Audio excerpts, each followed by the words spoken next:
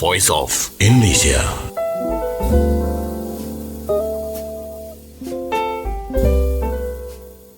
Voice of Indonesia dari Indonesia untuk dunia. Apa kabar pendengar? Jumpa lagi bersama saya Wahyu Setiobudi, host Anda di acara VOA Biztalk, inspirasi bisnis, manajemen dan kewirausahaan khusus bagi Anda UMKM Indonesia.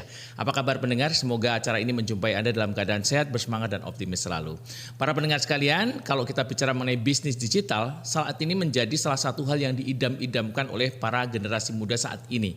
Betapa tidak, betapa kecepatan perkembangan di teknologi digital saat ini telah mendorong munculnya format-format bisnis yang baru. Hingga saat ini kalau kita melihat pada data, Indonesia tercatat sebagai salah satu negara terbesar yang memiliki jumlah startup digital, bahkan mengalahkan Jerman dan Prancis. Nah, oleh karena itu hari ini kita akan berdiskusi bersama mengenai tantangan apa yang kita perlu bahas, kita perlu hadapi kalau kita ingin membangun bisnis digital. Bersama kita hari ini telah hadir tamu spesial kita. Beliau adalah pelaku bisnis digital yang sudah mengembangkan bisnis digital mulai dari awal, mulai dari startup ya. Kita akan bertemu dengan Direktur Utama dari PT MCM Services dan juga Direktur Utama dari PT Marine Insurance Broker. Kita sambut dengan meriah Ibu Sri Dani Lestari Pamungkas. Selamat datang ya Bu Ria. Semuanya. Selamat datang ya Bu Sri Dani ya. Ini Jakarta hari ini sedang mendung-mendung murung ya. Gloomy. Gloomy, murung-murung romantis gitu lagi ya kira-kira. Okay. Tapi tidak menghalangi pertemuan kita dan keceriaan kita bersama dengan para pendengar sekalian. Harus dong. Bu Sri Dani, tadi kan kita sudah antarkan bersama. Hari ini kita akan diskusi mengenai bisnis digital ya. Dan saya tahu bahwa Bu Sri Dani ini sudah punya pengalaman ya ketika membangun bisnis digital mulai dari nol ya, terutama terkait dalam bidang insurance gitu ya. Satu bidang yang mungkin bagi banyak orang itu tidak familiar gitu ya. Tahu tapi tidak ngerti di dalamnya seperti apa gitu ya. Nah, boleh cerita sedikit nggak Bu tentang dua perusahaan ini, ada MCM Services dan kemudian ada Marine Insurance Brokers. Kira-kira seperti apa sih dulu ketika dibangun pertama kali? Ya, ini sebenarnya sebuah perjalanan bisnis yang saya kira juga sangat menarik ya Pak Wahyu ya, karena sejujurnya kita bisa menemukan sebuah ide bisnis yang tanpa kita sadari ternyata memiliki peluang yang cukup besar. Mungkin dari namanya saja MCM itu sebenarnya Marine Claim Management gitu ya, yang kemudian kita fokus dari namanya ada marine ya gitu. Jadi memang insurance marine gitu. Kemudian yang satunya lagi Marine Insurance Broker gitu. Perjalanannya cukup unik. Karena awalnya dulu saya setelah lulus kuliah kebetulan punya seorang sahabat yang juga bergerak di bidang perkapalan begitu Pak Wahyu, dan kemudian kita bareng-bareng berdua untuk mengembangkan sebuah bisnis yang namanya MCM, penanganan klaim sebenarnya awalnya gitu. Nah, kemudian kita melihat nih di Indonesia banyak kapal kan. Indonesia kan sebagai negara maritim dan juga negara kepulauan terbesar gitu. Kapal kita juga cukup banyak gitu ya. Ada kurang lebih 30.000 kapal di Indonesia yang kemudian diwajibkan untuk asuransi gitu. Kecelakaan kapal juga banyak gitu kan yang terjadi, mungkin yang sering terdengar di media kecelakaan kapal penumpang yang efeknya cukup besar. Nah, gimana sih caranya kemudian kita bisa menjalankan peran sebagai konsultan klaim, tapi klien kita tuh ada di remote area, insurance-nya juga mungkin ada di Jakarta, karena asuransi kapal di Indonesia juga kapasitasnya kan sangat terbatas, sehingga structure pasar di Indonesia terkait insurance itu mereka akan lempar lagi resikonya keluar dan biasanya di London. Nah, ini juga jadi salah satu challenge, how we can connect international business ke Indonesia. Di satu sisi ownernya juga ada di pedalaman, mungkin bisnisnya ownernya di Jakarta ya, tapi kan kasus kejadian klaim itu pasti di pedalaman tengah laut lah. Nah, itu yang kemudian mendasari kita kenapa kita kemudian membentuk namanya asuransikapalku.com. Jadi asuransikapalku.com itu sebuah platform yang kita inginkan untuk mensupport kegiatan kita gitu sih Pak Wahyu. Dan kemudian apa kemudian bedanya MCM sama Marine Insurance Broker gitu? Karena kemudian klien kita cukup nyaman, cukup puas dengan penanganan klaim yang kami berikan, mereka meminta kita untuk mencarikan asuransi. Nah, masalahnya di Indonesia, startup bisnis di bidang insurance ada challenge tersendiri. Karena untuk menjual asuransi di Indonesia itu udah ada lembaga otoritas yang mengawasi, itu OJK. Kita nggak bisa kemudian menjual asuransi tanpa pengawasan dari OJK. MCM is a claim consultant but not a licensed broker. That's why kita baru di tahun 2021 kita mengakuisisi broker dan kita beri nama Marine Insurance Broker. Itu sih sebenarnya perjalanan karir dan juga membuka bisnis ini. Jadi kalau kita coba untuk summary ya, sebenarnya asuransikapalku.com ini sebenarnya adalah hasil transformasi dari claim manajemen yang sudah ada ya. Yes. Jadi tadinya itu layanan biasa saja, kemudian memutuskan untuk masuk menjadi digital ya. Betul. Titiknya kapan itu? Ketika mengatakan bahwa ini ada case apa atau memang dari awal sudah direncanakan untuk masuk ke digital? Oke, sebenarnya angan-angan untuk masuk ke dunia digital pastinya sudah pernah terbayangkan ketika kita melakukan pendidikan di masa kuliah ya. Kebetulan saya backgroundnya sebelumnya manajemen strategik, di sana pendidikan perkuliahan juga mengajarkan bagaimana digital itu sebenarnya bisa disturb being our businesses gitu ya, dengan dua mata sisi gitu, mata uang. Yang satunya lagi bisa positif, satu lagi mungkin bisa negatif ketika kita nggak bisa catch up gitu. Tapi momentum kenapa sih kita kemudian kayaknya butuh digital deh, karena klaim yang kami tangani selama ini tuh adalah kasus-kasus klaim yang bahkan udah 3-4 tahun bahkan sampai 10 tahun nggak selesai, Pak. Udah bergerak ya? Sudah bergerak. Kalau misalkan ditumpuk di itu udah paling bawah gitu ya? Udah paling bawah, bahkan kayaknya sudah ganti pengurus ya, direksi dan lain sebagainya. Di sisi insurance-nya mungkin udah ganti, di sisi brokernya sudah ganti. Yang kemudian ownernya kasihan nih, dia datang ke kita ibaratnya minta konsultan klaim gitu, dan kita kira setelah kita pelajari sebenarnya bottleneck di masalah klaim itu apa sih? Ujung-ujungnya komunikasi. Ujung-ujungnya dari asuransi ke broker itu komunikasinya itu nggak lancar. Nah di situ kita kepikiran kayaknya kita butuh satu platform supaya semua pihak gitu, baik owner, insurance, broker, adjuster, surveyor, whatever related parties in the claim, itu dia bisa komunikasi di satu platform yang sama. Nah itulah kenapa akhirnya kita ngembangin asuransikapalku.com gitu sih Pak Wahyu. Ya. Nah kalau dilihat dari model bisnisnya seperti apa Bu Dani? Model bisnis dari asuransikapalku.com ini seperti apa? Model bisnisnya sebenarnya cukup sederhana. Sekali lagi kita bisa dibilang intermediaries yang menghubungkan antara si pemilik kapal yang memiliki gangguan masalah klaim untuk berkomunikasi dengan pihak-pihak pendukung sebuah klaim seperti asuransinya atau sebagai adjuster atau surveyor, seperti itu sih Pak Wahyu. Tapi kemudian dengan berkembangnya minat dan satisfaction dari klien yang menggunakan jasa kita, kemudian mereka berkembang meminta alternatif insurance. Nah, di sana kemudian kita buka bisnis baru under our management, yaitu Marine Insurance Broker. Kalau itu lebih ke bagaimana kita menjadi intermediaries antara pemilik kapal dengan asuransi untuk memberikan alternatif polis asuransi mana yang bisa memberikan pelayanan terbaik. Gitu ya. Ya, menarik ya. Jadi ini salah satu case yang cukup menarik ya. Artinya gini, kalau kita bicara service ya, dunia service itu kan sangat kental dengan pelayanan one on one gitu ya. Yes. Kalau misalkan kita bicara service itu harus ada pelayanan yang menghargai, kita tahu ada empathy gitu ya. Terus kemudian keramahan gitu ya. Nah, begitu masuk ke dunia digital, bagaimana implementasi ini di dalam dunia digital tuh, Bu? Nah, ini juga jadi salah satu tantangan sebenarnya. Kalau misalnya kita bicara say Tokopedia or Shopee or whatever the startup yang sudah besar ya, sekarang mungkin dia udah jadi unicorn atau decacorn, itu kan mereka jual barang ya, tapi sedangkan yang kami jual ada expertise, jasa gitu. Cukup menarik yang Bapak sampaikan. Kemudian bagaimana kita menjaga intimacy. Kalau saya belajar dulu dulu kan kita belajar customer relationship management ya, how we can manage our portofolio dengan menjaga intimacy. Sedangkan apakah benar intimacy itu bisa 100% digantikan dengan digitalization gitu?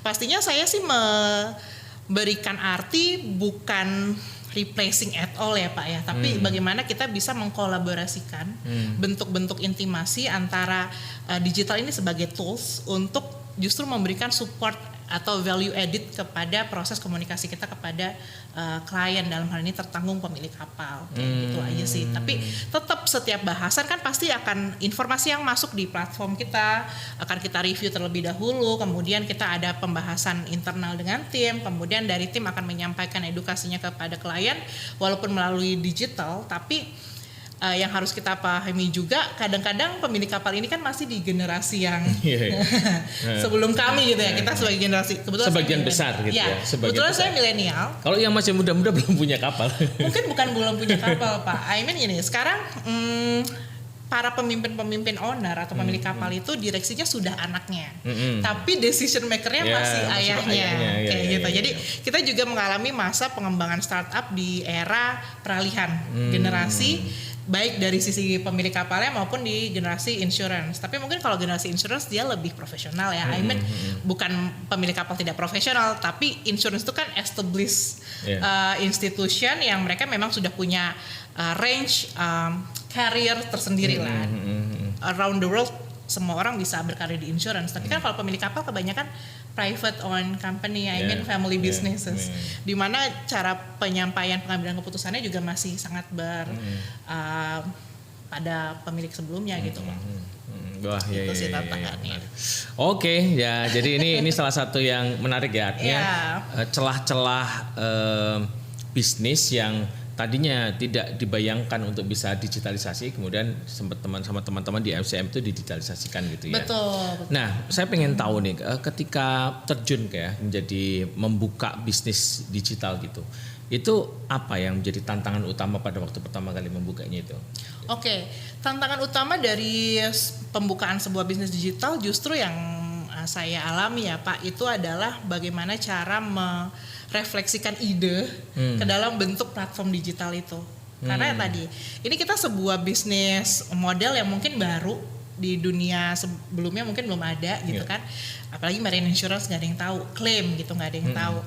Atau sekarang kami punya platform baru yang sedang dikembangkan juga namanya vesselriskmanagement.com.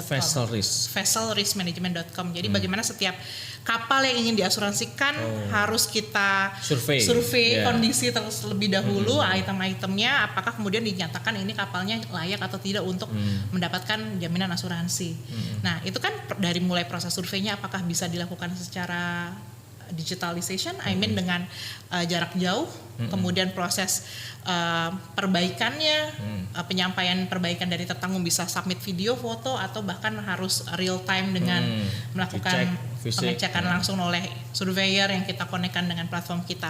Nah sebenarnya kan hal tersebut tuh udah ada di angan kita kan, bahkan dalam kegiatan keseharian bisnis kita mungkin sudah dilakukan, sudah ada SOP-nya sudah ada, tapi kan belum tertuang atau terkonversi ke dalam bentuk platform digital. Nah biasanya yang saya paling suka sih sebenarnya proses ketika kita brainstorm internal, kemudian kita sampaikan kepada vendor ataupun tim IT kita yang ngerjain platformnya. Nah itu tuh jadi sebuah kepuasan sendiri sih ketika ternyata ide kita tuh bisa jadi bentuk realnya tuh kayak gini ya, gitu sih. Tapi sering terjadi ada gap nggak antara apa yang disampaikan dengan yang akhirnya kemudian dibuat itu? Ya pasti. Tapi ya balik lagi kita menganggap sebuah gap itu justru menjadi proses trial error ya. Yang kemudian kita akan terus lakukan sebagai bentuk improvement di sistem kita. Jadi kalau sistem itu kan ada version 1, 1.2, 1.3 dan seterusnya itu. Karena yang paling penting bagi kita bukan seberapa mahal sistem yang kemudian kita bisa ciptakan atau seberapa rumit yang bisa kita ciptakan, tapi yang paling penting adalah agar sistem tersebut bisa menjawab kebutuhan. Tadi kan kadang kita, Mbak ini ternyata di luar sulit nih untuk dibuka lewat browser, kemudian kita mungkin bisa punya sistem yang version mobile dan lain sebagainya. Kalau dilihat dari konsumennya sendiri seperti apa Bu Dani? Kalau misalkan di Indonesia ini kan secara umum ya konsumen itu sudah cukup gapek lah kalau digital gitu kalau untuk yang generasi biasa ya. Tapi kalau untuk B2B nih saya nggak bisa meraba nih karena kalau di B2B memang kan standarnya agak berbeda ya dengan di konsumen. Nah untuk B2B seperti apa kesiapan dari konsumen di Indonesia? Ya pastinya akan ada masa di mana kita memberikan sosialisasi Pak. Kalau B2B itu kan lebih ke mereka akan kita arahkan untuk menunjuk 1 atau 2 orang PIC yang kemudian kita berikan kalau bahasanya kan user ya, user ID yang kemudian bisa mengakses account portofolio kita gitu. Tapi untuk memberikan penjelasan bagaimana cara penggunaan atau user manualnya itu pasti ada proses, kita kemudian melakukan kunjungan visit memang ke pelaku tertentu secara dedicated ya tadi secara intimate. Nah di situ sebenarnya muncul yang tadi saya bilang bentuk kolaborasi.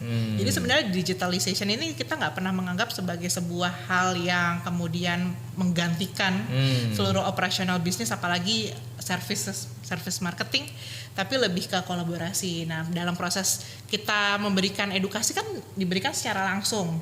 Ada juga yang mungkin sudah cukup siap untuk diberikan melalui media online ya, kayak kan sekarang ada banyak media lah, kita bisa pakai Teams atau Google Meet atau pakai Zoom, itu juga bisa gitu. Tapi kan sebenarnya itu bentuk intimacy, bentuk kita communication dan menjaga intimacy itu. Seperti itu sih, jadi ya tetap dijalankan prosesnya. Wah, iya menarik sekali nih para pendengar sekalian. Ini di segmen 1 kita sudah bahas banyak mengenai bagaimana sejarah brief lah ya, perjalanan singkat dari PT MCM dan Marine Insurance Broker MIB yang juga merupakan transformasi dari sebenarnya bisnis yang sudah berjalan.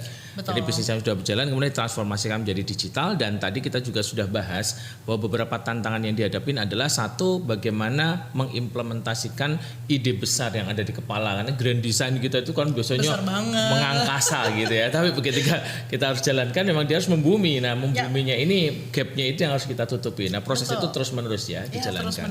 Terus nah terus juga tadi sampaikan juga bahwa yang juga penting adalah ketika kita mengkomunikasikan produk ini, dan juga kita lihat bahwa kesiapan dari marketnya sudah cukup. Yes, itu Indonesia. Penting sekali sih. Tapi di satu sisi kita juga punya motivasi ya. Artinya kalau misalnya kita tidak mulai dari sekarang untuk mendigitalisasikan marine insurance industry di Indonesia, sampai kapan mungkin nggak akan mulai gitu loh. Di sini memang dobrakannya itu ada di sini. Jadi bisa dikatakan juga bahwa teman-teman ini termasuk first mover juga ya. Ya, we can claim that gitu, karena memang kita juga karena sebagai salah satu lembaga di bawah Otoritas Jasa Keuangan, kita kan juga pernah dong memberikan proposal platform kita kepada OJK untuk bisa atau tidak kemudian OJK memberikan pengawasan terhadap ini. Bahkan dari sisi OJK pun memberikan feedback, this is the one and only marine insurance platform yang hadir ke mereka gitu loh. Jadi tetap kita kembangkan terus.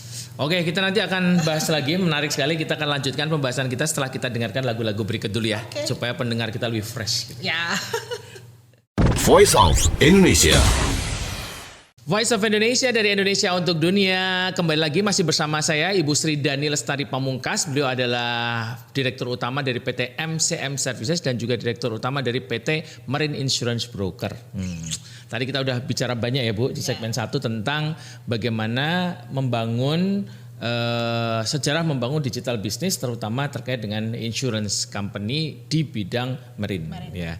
Nah, teman-teman para pendengar sekalian ini Bu, ini ada yang sudah punya usaha nih ya. Ada yang punya usaha garment, ada yang udah punya restoran gitu ya, ada yang udah punya usaha travel misalkan gitu ya. Nah, mereka tentu berpikir nih ya Bu, wah ini keren juga ya kamu. Apakah saya harus masuk ke digital dan mentransformasi bisnis saya?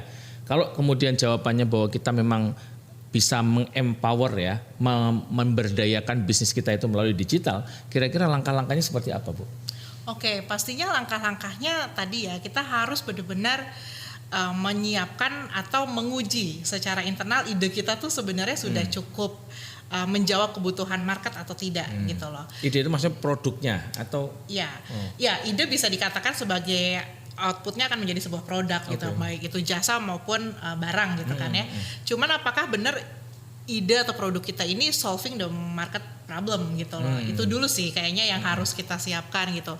Kemudian ketika itu sudah siap, pastinya juga harus diiringi dengan langkah planning ke depannya kita mau ngapain gitu Pak. Karena tidak jarang ya, saya kira di Indonesia kayak tadi Bapak di awal ceritakan ada lebih dari 2000 startup Indonesia. Artinya kan sebenarnya ide-ide dari generasi muda Indonesia tuh brilian semua ya.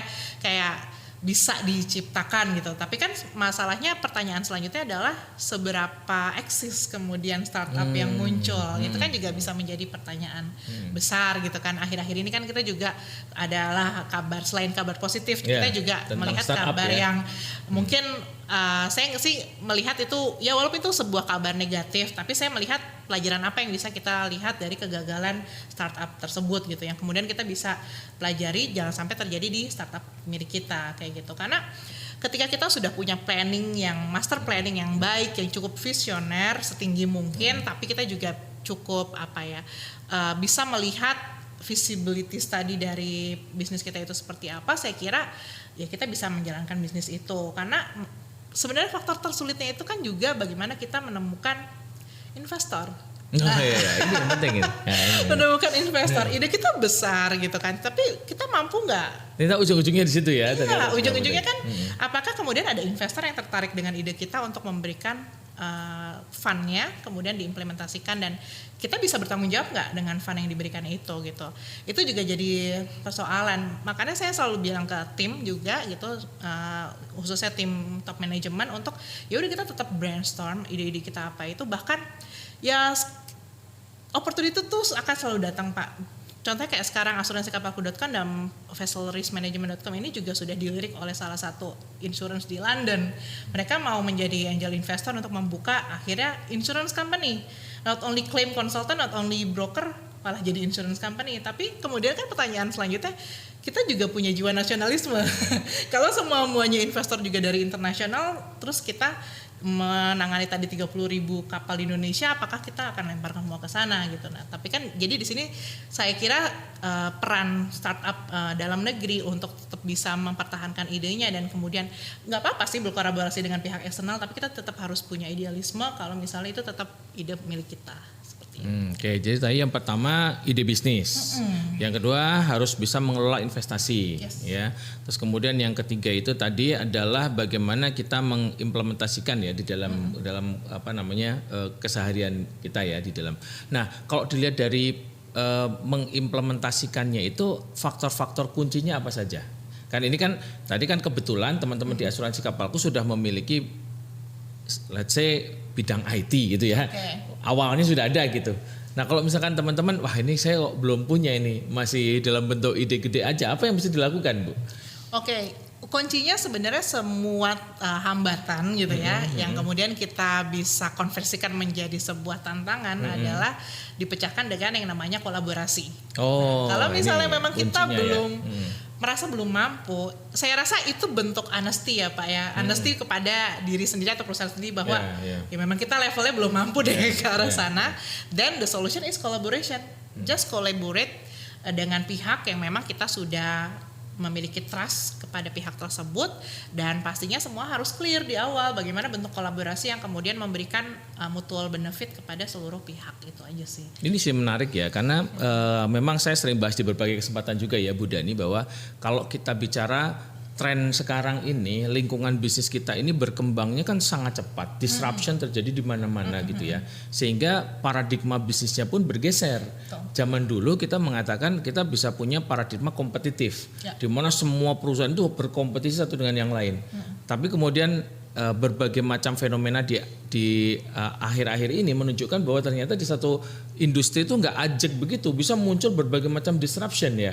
Kesehatan aja misalkan ya, kesehatan. Di zaman dulu cuma ada rumah sakit, farmasi, pharmaceutical, apotek gitu kan.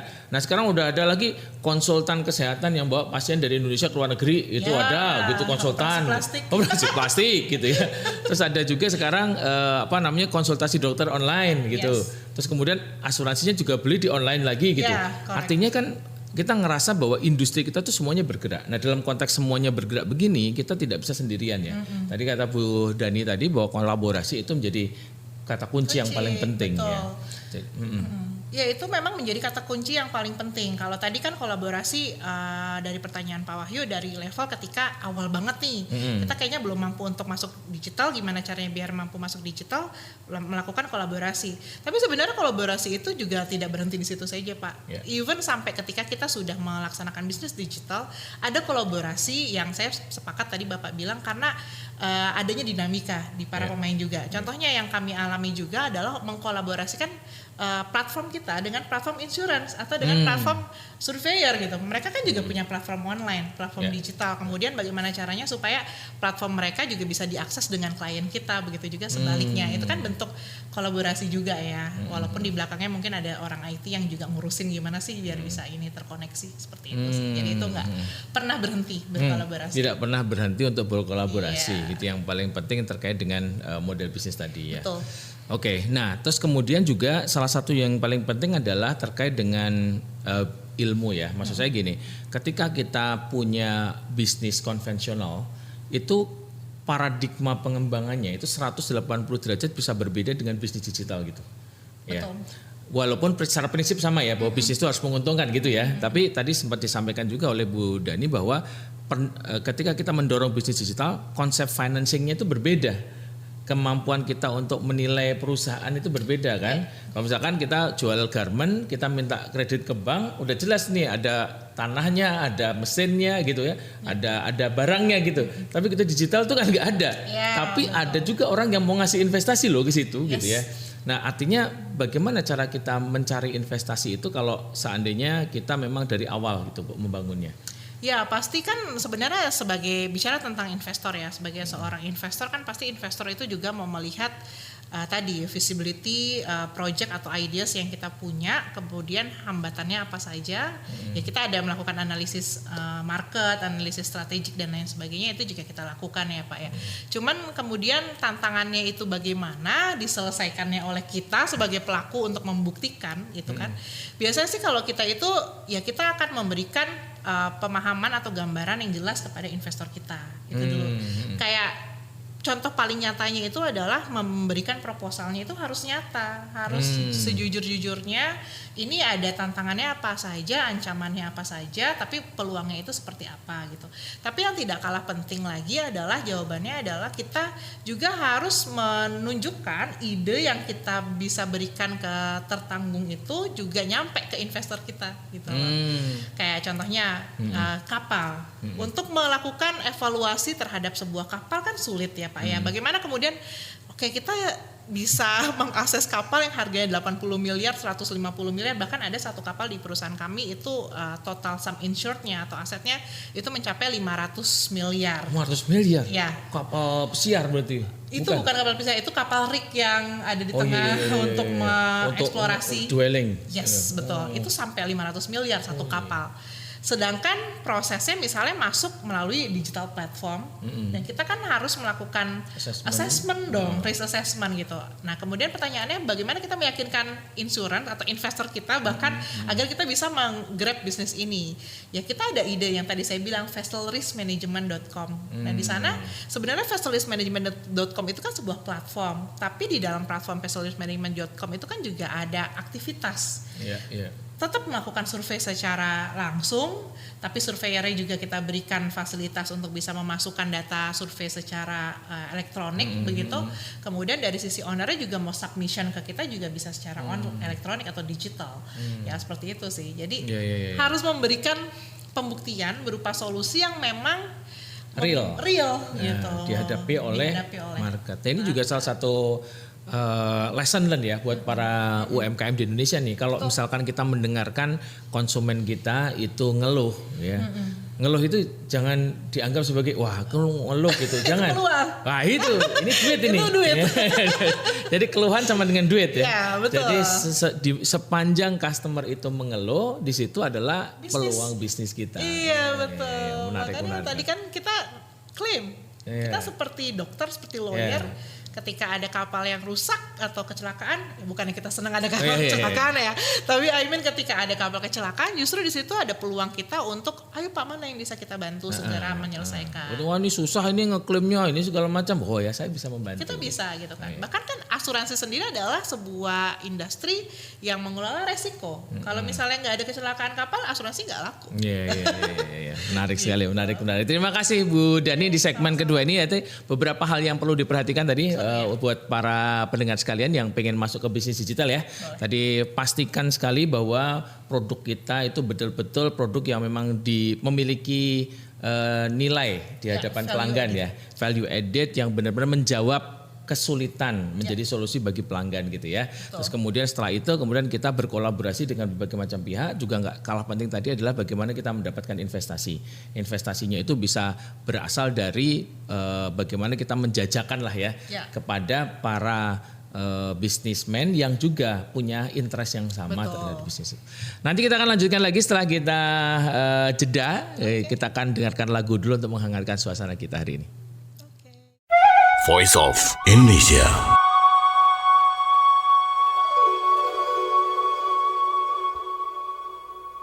Voice of Indonesia dari Indonesia untuk dunia. Jumpa lagi bersama kita VOA Biztalk. Hari ini kita bicara mengenai bagaimana mengembangkan bisnis digital. Bersama kita masih hadir Ibu Sri Danistari Pamungkas. Beliau adalah Direktur Utama dari PT MCM Services dan Direktur Utama dari PT Marine Insurance Broker. Wah, saya udah hafal ini ya. Udah hafal. Bu, nah ini kan tadi kita bicara banyak mengenai tips-tips bagi para pengusaha yang akan masuk ke bisnis digital. Kemudian sesi pertama tadi kita cerita mengenai sejarah singkat dan tantangan dalam industri digital. Yang terakhir ini saya ingin tahu Bu, kalau misalkan ke depan, itu kira-kira bisnis digital kita itu apa saja sih yang akan menjadi tren ke depan gitu? Ya pasti akan sangat banyak ya Pak Wahyu untuk proses improvement atau innovation di bidang apapun yang ada kaitannya dengan digital businesses gitu ya. Karena sekarang kan kita juga sering mendengar ada artificial intelligence yang kemudian itu juga mulai muncul kan. Sebenarnya kan itu dari hal simple. Mungkin dulu kita sempat lihat kalau misalnya kita membuka platform tertentu ada chat box yang tiba-tiba muncul, itu kan sebenarnya bagian dari artificial intelligence gitu. Apakah kemudian ke depannya akan ada kesempatan untuk terus berkembang? Pastinya iya. Contoh nyatanya dalam industri yang saya sedang geluti saat ini, itu tadi next mungkin akan bisa survei tanpa surveyor gitu kan. Atau bahkan surveyornya. Sekarang kemarin saya barusan lihat di Google itu ada iklan tentang Google Gemini. Jadi Google Gemini itu kayak bentuknya ChatGPT gitu, tapi dia bekerjanya berbasis pada video. Jadi dia itu bisa mengidentifikasi objek, terus kemudian memberikan saran terhadap rekomendasi objek. Jadi memang tidak ditutup kemungkinan ya bahwa ke depan itu akan ada itu ya. Pakai drone aja bisa pakai gitu drone, ya. betul seperti itu. Bisa pakai drone atau misalnya nanti si tertanggungnya, karena kan kapal itu aset yang cukup tinggi nilainya.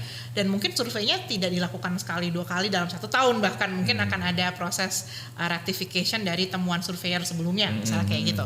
Jadi kita juga akan bisa memberikan alat kan kepada si pemilik kapal, kemudian si kapten kapalnya aja suruh pakai kacamata yang mungkin di dalam kacamatanya kita sudah ada sistem tertentu. Ya itu kan juga bisa banget kayak gitu. Atau kalau dalam dunia asuransi sebenarnya sudah nggak tabu lagi ya, kita bisa merilis polis kan, ada asuransi kendaraan atau kesehatan, langsung beli asuransi tanpa ada pengecekan. Itu bagaimana cara ngecek ya? Nah, itu kan juga bagian dari meningkatnya artificial intelligence itu sendiri yang menjadi bagian dari digitalization ini. Iya.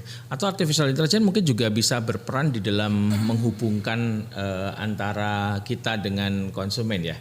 Bisa maksudnya banget. Ketika si customer service kita itu mungkin lagi calling gitu ya, dia bisa menganalisis secara real time gitu apa yang terjadi, bisa bertanya juga kepada AI ya untuk bisa menjawab misalkan seperti apa kondisi konsumen saat ini. Ya pasti bisa. Jadi kan sebenarnya kan AI itu sebenarnya bagian dari kita mengelola big data kan. Kalau misalnya di bidang marine industry, kebetulan saya kan sedang melanjutkan pendidikan di tingkat doktoral teknik sistem perkapalan. Di situ kita juga diajarkan Internet of Things gitu. Jadi segala sesuatu juga bisa kita digitalization.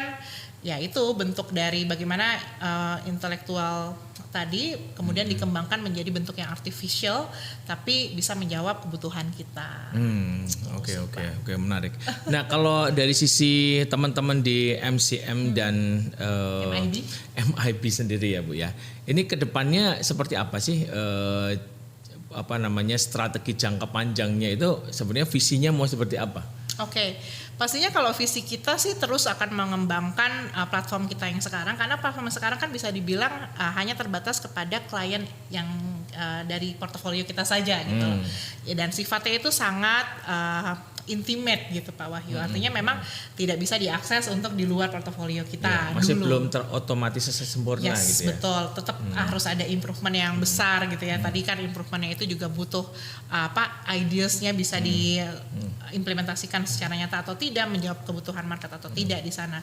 Nah, tapi yang pastinya kita juga memiliki arah bagaimana tadi bisa ada kolaborasi di semua lini atau industri yang terkait di Indonesia dan juga mendapatkan pastinya approval dari our government gitu ya. Karena tadi government kita ke OJK sudah, tapi ternyata OJK juga belum punya satu lembaga khusus yang atau tim khusus. Belum ada cuklaknya lah. Iya, untuk yang marine. Iya, untuk yang marine itu belum ada. Jadi mereka ada insurtech, ada broker technology basis juga ada. Cuman untuk spesifik lebih ke marine itu juga kayaknya belum ada.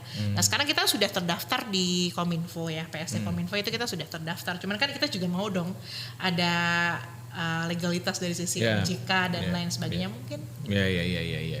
Nah, Bu Dani, kalau misalkan kita lihat secara umum ya, ada digital startup di Indonesia ini kan ketika kita pengen mengembangkan lebih bagus, pasti dia berada di dalam ekosistem kan. Ekosistemnya ini di situ ada pemerintah, ada konsumen, ada bisnisnya juga, ada pembayaran gitu ya, perbankan, pembiayaan funding, terus kemudian ada produsen talent digital seperti universitas gitu ya, pendidikan gitu. Dari sekian banyak anggota ekosistem digital ini, menurut Bu Dani yang masih lemah dan perlu ditingkatkan di Indonesia itu yang mana, Bu? Nah, pertanyaannya serius nih. Ya, ini juga sebenarnya jadi salah satu mission kita lah untuk mencapai supaya industri ini atau bisnis kami juga terus berjalan lebih sustain gitu ya. Kuncinya sebenarnya kita kok melihat justru dari sisi pendidikan ya Pak ya. Pendidikan ya? Iya, lebih dari sisi pendidikan karena PR saya ini. Kalau kami melihat dari sisi pendidikan, karena kan pasti pendidikan ini adalah lembaga yang kemudian outputnya adalah para alumni yang kemudian harusnya siap diserap oleh industri dong gitu. Cuman kan sekarang pendidikan whatever the faculty kayaknya mereka berbondong-bondong mau jadi YouTuber ya atau content creator gitu kan. That's good, nggak masalah. Cuman saya kok berpikir kalau misalnya ada juga loh ini tuh industri-industri yang sebenarnya peluangnya gede banget. Tadi saya ceritakan di belakang layar ya dengan Bapak bagaimana peluang di industri marine insurance itu besar sekali loh. Biaya ataupun bukan biaya, pendapatan yang bisa kita terima sebagai sebuah bisnis gitu kan. Tapi kok kayaknya agak kurang diminati. Iya, kayak sebelah mata gitu ya. Iya, tapi memilih industri-industri yang lebih mudah kan gitu. Ya, kelihatannya mudah, tapi sebenarnya yang sulit itu kan juga high risk high return. But this not a high risk. It is kind of a high effort lah. You put more effort then you will get more benefit from this your career path dan lain sebagainya, experience gitu. Nah, saya pikir kok di pendidikan ya itu. Nah, ini juga yang sebenarnya mendasari kalau misalnya perusahaan kami kita juga masih punya kerjasama tuh Pak dengan beberapa lembaga pendidikan, universitas yang kita kira memang mereka paling punya program terbaik di bidang marine insurance. Salah satunya ya ITS Surabaya, kemudian ada Universitas Indonesia, ada Universitas Hasanuddin di Makassar yang memang dia fokus ke marine gitu kan, teknik perkapalan gitu. Jadi memang ketersediaan talent digital yang mumpuni ini bisa jadi PR ya? Iya, secara umum betul, ya. PR. Karena kayaknya semua anak muda sekarang tahu digital ya. Tahu. Tapi menggunakannya. Nah, itu loh. TikTok itu scrollnya yang tahu. Iya. Scroll TikToknya, bukan bikin sesuatunya itu yang masih kurang. Iya, itunya masih kurang. TikTok shopnya masih kurang lah intinya. Belanjanya bisa, tapi bagaimana menciptakan shopnya itu kan yang harusnya kita kolaborasikan tadi antara businessman dengan universitas. Kalau ini sih menurut saya salah satu hal yang jadi penting adalah mindsetnya juga Bu Dani. Maksudnya gini, ketika teman-teman itu scroll TikTok itu, terus kemudian dia misalkan ada lihat rompi misalkan, rompinya keren banget gitu ya. Itu kadang-kadang yang pertama kali di pikiran kita adalah ini rompinya keren banget nih, berapa harganya, gimana cara belinya gitu. Bukan ini rompinya keren banget sih, gimana cara bikinnya ya, kan gitu. Harus kan gitu ya. Masih konsumtif ya. Masih konsumtif. Bukan Misalkan producing, ya. jalan-jalan ke mall, terus kemudian ada counter puding misalkan gitu ya. Pudingnya kok ngantri sampai rame gitu ya. Kenapa sih? Nah orang mikirnya, wah gimana caranya saya juga ikut ngantri gitu. Orang harusnya mikirnya gimana caranya sih bikin puding itu supaya saya bisa bikin counter gitu kan. Betul. Nah ini sebenarnya ini adalah salah satu yang tadi Bu Dani sempat katakan. Ini juga didiknya itu, disiding, dibenihkan itu pada waktu dia di kuliah sebenarnya. Betul, kuliah. exactly. Atau bahkan mungkin lebih dini lagi kali ya. Benar gak? Dari masih tingkat pendidikan dasar gitu ya. Pendidikan dasar, karena ini kemarin sempat ada semacam kontroversi juga ya. Ada salah satu tesis, tesis di bidang anak usia dini itu cerita mengenai bagaimana menumbuhkan jiwa wirausaha itu ketika anak itu sedini mungkin gitu. Tapi kan orang tua di Indonesia itu banyak yang bilang anak kecil kok udah diajarin bisnis, ntar suka ngelawan orang tua gitu kan, udah punya duit sendiri gitu ya. Nah ini juga salah satu PR ya. Jadi karena mindset itu dari kecil gitu. Setuju, saya sangat setuju kalau itu salah satu kuncinya bagaimana pembentukan mindset ya Pak Wahyu. Karena memang dari pendidikan, karena bagaimanapun apa yang kita kerjakan sekarang itu kan hasil dari apa yang kita dapatkan dari pendidikan itu gitu. Jadi saya justru setuju kalau misalnya ada sebuah kurikulum untuk menumbuhkan jiwa tadi entrepreneurship atau digitalization sedini mungkin supaya nggak salah jalan. Tadi semua orang mungkin bisa main handphone tapi they cannot play their smartphone dengan smart. Iya. Kan nggak semuanya bisa juga kan kayak gitu. Jadi ya that's one of the key lah. Jadi sebenarnya yang dimarahin kalau anak-anak itu main game itu karena ngabisin waktu nggak ada balikannya ya. Iya. Tapi kan kok kemudian dia misalkan main game jadi streamer yang nonton banyak dapat koin itu lumayan dia. Why not gitu. Cuman salah satu problemnya juga Pak Wahyu yang kami hadapi itu masalah etika. Nah gimana itu? Nah itu juga kadang-kadang ini jadi satu permasalahan penting ya. Saya kira sekarang generasi kan makin open gitu, mindset atau bukan mindset lah ya, dia punya pemikiran open minded gitu ya. Cuman kayaknya yang harus kita pahami juga dalam menjalankan bisnis itu jangan sampai luput masalah bisnis etik. Gitu, etika. Ada case seperti apa Bu yang kemudian intriguing gitu? Oke, pastinya kan dalam salah satu case di dunia digitalization saya kira nggak hanya di perusahaan kami ya, di perusahaan lain juga ada masalah kerahasiaan data. Nah, dengan adanya digital kan mungkin data itu bisa kemudian mudah diambil, data security. Ya betul, data security itu sangat penting lah ya. Kita kan juga mendaftarkan platform kita mungkin menggunakan SSL dan lain sebagainya, bentuk-bentuk security yang bisa kita lakukan. Tapi kan di luar itu semua pekerjaan itu kan tetap dilakukan oleh kita sebagai manusia, human resource, SDM. Nah, SDM ini yang kita harus benar-benar yakinkan atau kita harus benar-benar pastikan SDM yang kita punya di perusahaan kita atau bahkan diri kita sendiri itu memiliki unsur etika bisnis yang baik. Itu sih Pak. Jadi nggak sampai misalnya ada persaingan tidak sehat atau hilangnya data atau penggunaan data yang tidak pada semestinya. Seperti itu. Waduh, ini kalau kita ngomongin bisa satu hari satu malam nggak selesai ini Bu Dani ya. Seru ya, menarik sekali pembicaraan kita hari ini, namun nampaknya memang waktu yang terbatas. Jadi kita tidak bisa perpanjang, tapi hari ini saya yakin bahwa dari pembicaraan kita ini sudah banyak sekali pendengar memiliki inspirasi ya. Apa yang harus dilakukan gitu ya terhadap bisnisnya, dan mudah-mudahan membawa manfaat buat kita semua. Last word Bu, closing remark. Oke, closing remark saya pastinya teruslah memiliki mimpi yang besar bagi generasi muda Indonesia, teruslah melangit tapi tetap membumi dan menjaga etika dimanapun kita berada. Wah keren, terima kasih Bu Dani. Para pendengar sekalian, ini adalah perjumpaan kita. Tadi kita sudah membahas bersama bahwa bisnis digital adalah tuntutan zaman yang tidak bisa kita hindari, dan ini adalah tren yang nanti kedepannya akan membawa kita pada survival. Jadi siapa yang mau bertahan itu harus mengadopsi bisnis digital, bagaimanapun bentuknya ya.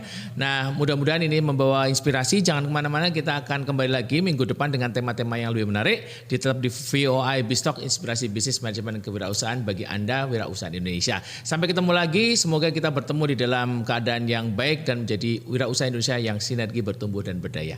Sampai jumpa.